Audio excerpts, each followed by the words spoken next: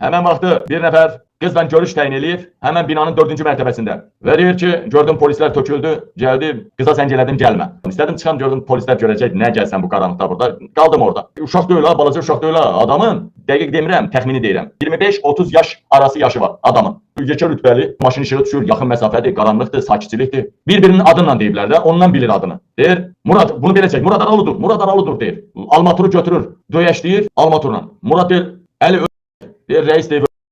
O birisi de o polkovnikdə, qıraqdadır, maşın tərəfdədir. Sonra da deyirlər, üçün tez maşını sür, nə qədər görən olmayıb, aradan çıxar. Sonra başladılar nə eləməyə?